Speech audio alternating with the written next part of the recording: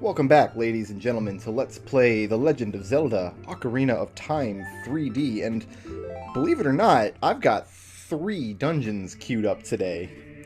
The first thing we need to do is change our clothes a little bit. That looks pretty good there. I'm not going to pretend like I remember the song.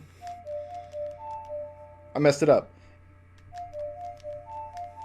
There it is. Oh my goodness, it's actually a very painful day for me because my office chair, my trusty chair that has been with me for many years, is broken in 2 key places. So there's like a little pin. You know how you can like recline in your chair, but you have a little pin you can put in place so you can't recline anymore. So I can put my back against the chair but still be within like microphone range. That's my preferred way to do recording and do LPs and things and stream.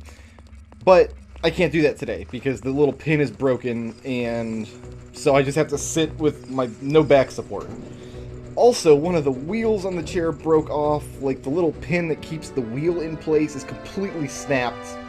So I have to choose between either not having a wheel on that leg of the chair, which means it's like sits lopsided on the floor, or what I've done is I've wrapped the wheel up in packing tape so it doesn't break. Either way, the wheel can't roll on my chair. So, oh, this poor chair. It's on its last legs. Good old Mr. Chair. Can we go over... I know we can go over here. Should we go over here? I know you guys saw Big Papa D over there. Good old Darunia, everybody's favorite. Oh, there's fairies up here. I think I just got 3 fairies out of that. Okay. So, this is the Fire Temple. And for once, I'm not going to say that Fire Temple is one of my favorite dungeons of the game. Don't get me wrong, it's an excellent dungeon. And I do enjoy it. And I like the structure of it quite a lot. Kind of unique is all the Gorons are locked up here. Remember the first thing we did? After crossing the time stream with the Master Sword and getting Big Link was go to the Goron city, and we blew up a little Goron kid, and he's, hey, my name's T-Boz too. Please go save all my friends. We're finally doing that. We're finally getting around to saving all of little T-Boz's friends. But I like how you rescue the Gorons, and every key you get in the dungeon is basically a locked-up Goron. That was all in this room, right? Yeah, there's the boss over there, but we can't reach that door just yet. And even if we could, we don't have a boss key. So let's get to work here. So yeah, I like the structure of this dungeon a lot, but there's a lot of just really aggravating parts to it. And that's pretty common throughout Zelda dungeons. I mean, it kind of wouldn't be a Zelda dungeon if it wasn't at least a little bit aggravating. You know, like, it wouldn't feel like an authentic Zelda experience unless you had 1 or 2 of the dungeon sections that just kind of put your teeth on edge a little bit. And for me, that's the Fire Temple. So, it might be the weakest of the major dungeons in the game. It's not as, like, I would put the Ice Cavern underneath Fire Temple, obviously, the bottom of the well, just because they don't have bosses. I mean, I guess Ice Cavern has that little wolf you fight, but it's not like it doesn't get like a boss introduction. It's not really that... It's not really that epic of a fight. But of the major dungeons, by which I mean the 3 Kid Link dungeons, and then the 5 Adult Link Temple dungeons, Fire Temple's probably the weakest of them. That being said, I do still like it a lot, and it kind of splits the difference in the structure. Remember during the Spirit Temple, I was talking about how you kind of have 2 Zelda dungeon archetypes. You've got like the more linear style Spirit Temple kind of dungeons, and then you've got the more... We just want to put a shield up, right? Yeah. Block these fools. Then you've got the more sprawling hidey hole, like based on their physicality dungeon, like the Water Temple. Fire Temple kind of splits the difference. At any given time, there really is only one thing you can do, one place you can go in this temple. But some of the keys are hidden in very, very clever ways indeed. I am full up on rupees. Oh. And I don't think I will ever need another rupee again. I don't think I'll ever spend another rupee in this game. This room's only here to hide that little Skulltula. That's the only reason we went in there. I actually thought that was the map room. I actually thought I was about to get the map. So... that didn't happen.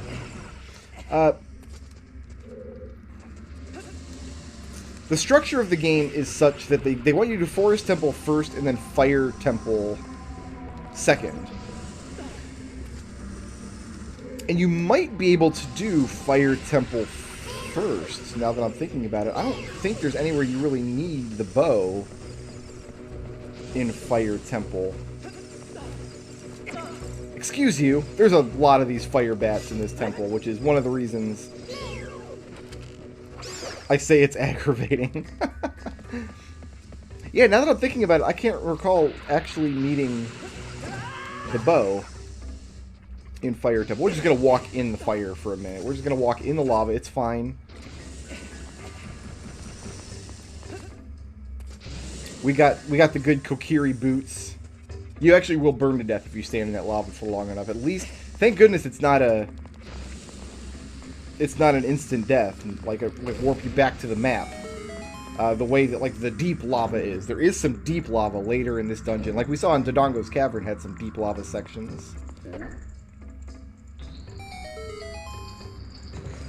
We got lots of fairies, and there's lots of... I guess we wasted 3 fairies in the dungeon. We can just go get... we can respawn the dungeon and go get those fairies if we're really in dire straits, but it's not going to come to that. I got a lot of hearts. But yeah, there's a lot of those bats. There's a lot of timing puzzles in this dungeon, and I kind of have them down now. Like, I'm pretty sure I'll be okay on the timing puzzles. They're not going to flummox me. But I do think, just overall, just in general, timing puzzles is kind of... Whoops, nope. Thought he was going to grab that wall, and he didn't. Timing puzzles, in general, I think are kind of the weakest style of Zelda puzzles. With very few exceptions. I think the only exception in this game that immediately comes to mind, excuse you,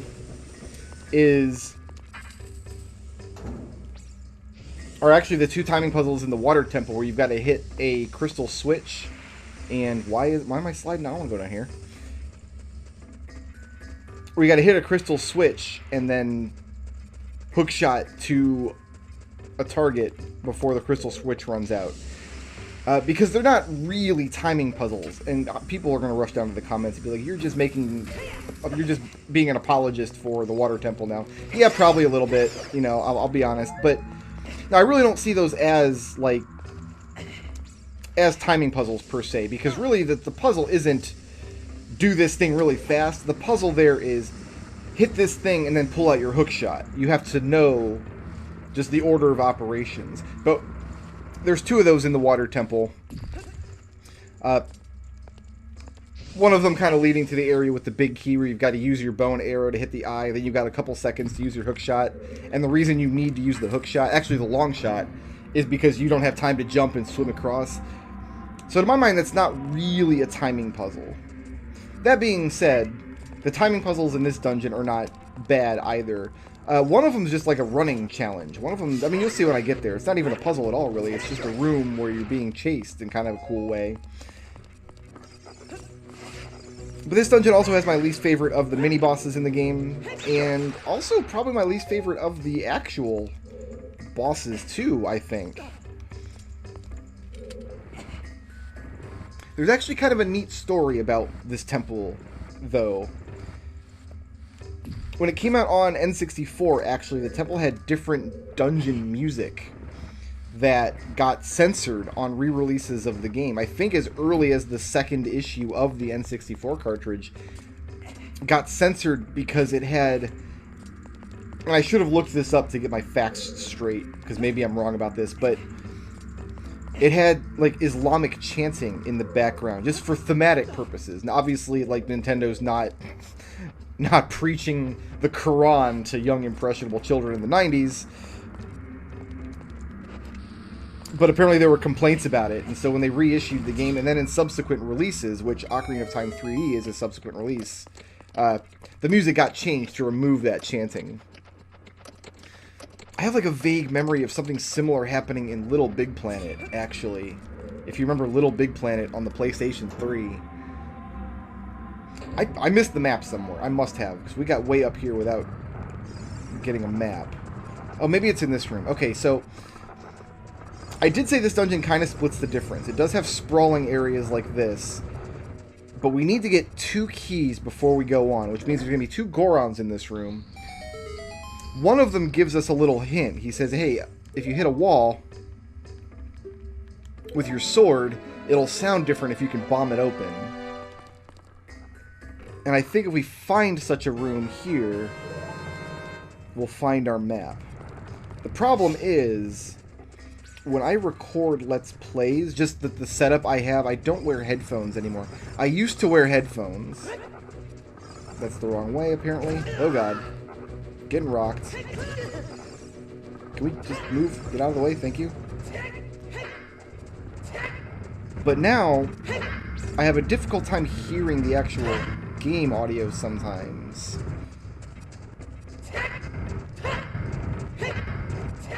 So, as a result... Oh, there's the door I want to go into once I have all the keys from here. This must be... Yeah, this must be my other key in here. My other Goron man.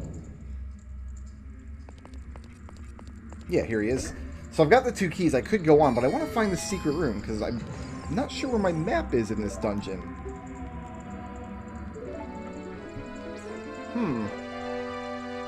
So I'm going to try to listen to the walls in there, but it's difficult for me to hear. I used to wear headphones when I recorded Let's Plays, because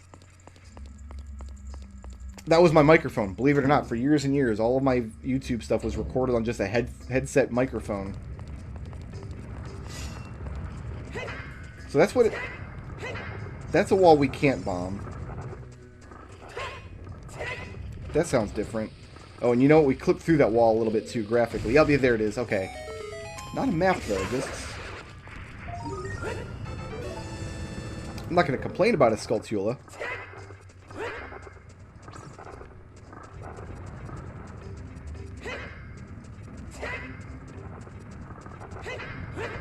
I think we're done here, actually. And that was it. Getting bowled over. I do like that the camera comes way up and shows you the whole map. Kind of almost a top-down perspective, really. Oh, God! Oh, God! Oh.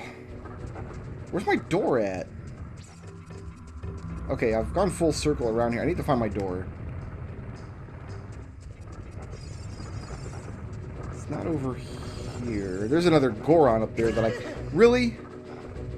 You're gonna get me in this dead end? It's gotta be up here, right? We can sneak around this boulder. This looks right. Yeah, here we go. This is a locked door, so we need 1 key. There's another locked door beyond this, we need another key. So, I'm actually going to pop Ferrari's wing, because if we fall here, we actually fall all the way down, and then have to navigate back up. So if we fall here, I want to just use Ferrari's Wind.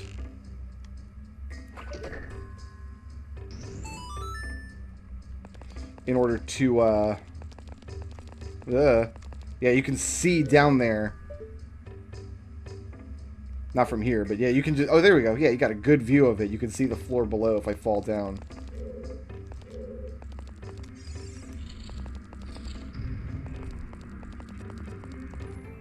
Oh, this is the map. Okay. You get the map kind of late in this dungeon, then. You navigate quite a bit of this dungeon before you get the map. But you kind of see what I mean now.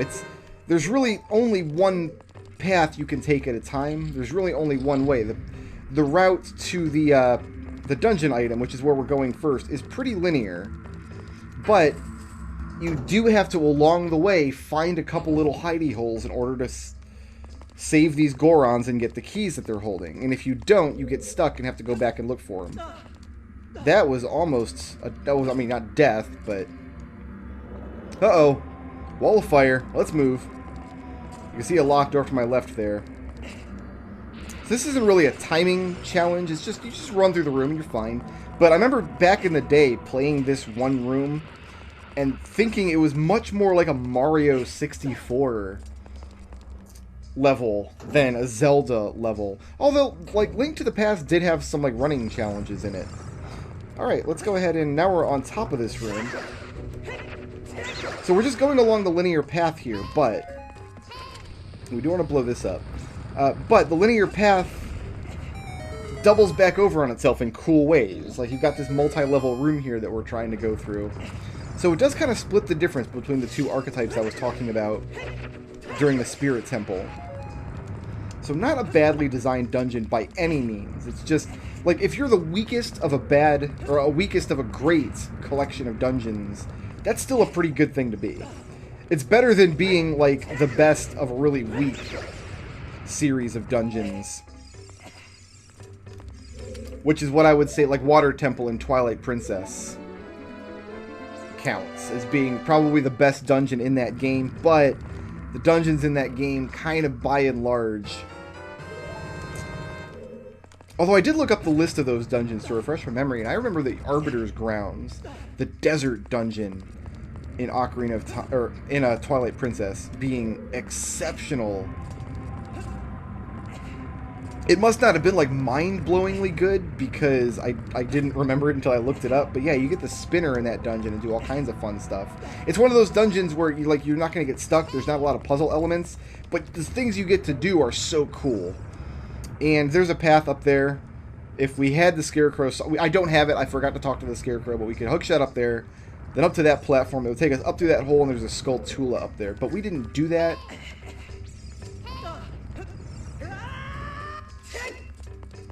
Nice, avoided damage there. And now we got this key here. And I think we just get this key, then go back up, is the idea.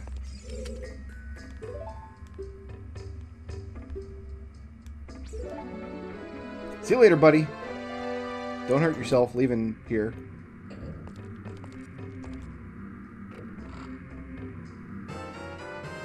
Because this is... What room is this? Right, this is the room with the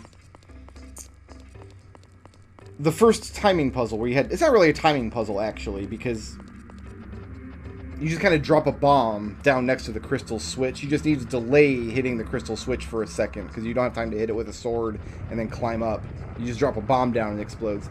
So maybe I'm overstating the timing puzzles in this dungeon. Oh, I don't like your positioning at all. At all.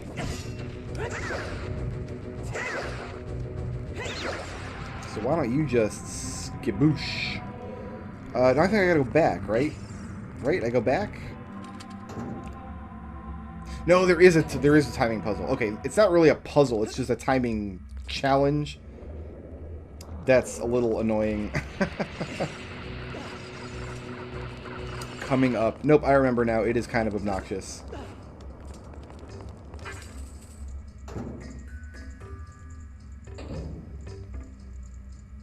Okay, so far so good. But I think we could take the bite out of it by using Ferori's Wind. Oh, we're not that far yet. Oh, there's two time... Okay, there's more timing puzzles in this dungeon than I was remembering. Yes, okay, so I wasn't overstating it at all. This is the worst room in maybe the game, because we've got these walls of fire here. And they're invisible until you run into them. So you kind of have to inch along to figure out where the wall... This must be our compass. You kind of have to inch along to figure out where the fire is. I'm going to set my DS down so I can take a drink of my ice cold... Actually, it's room temperature now. I've been I've been working on videos and stuff for a few hours, so it's still delicious though. Delicious room temperature A&W root beer. Here's one of those fun fake doors. If you try to open it, just crushes you. And I think there's another one on the other side over here.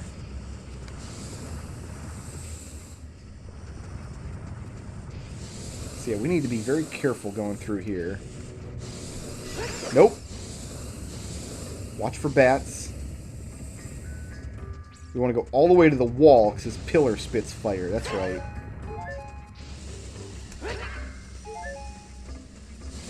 Up, up. See what almost happened to me right there? You saw it.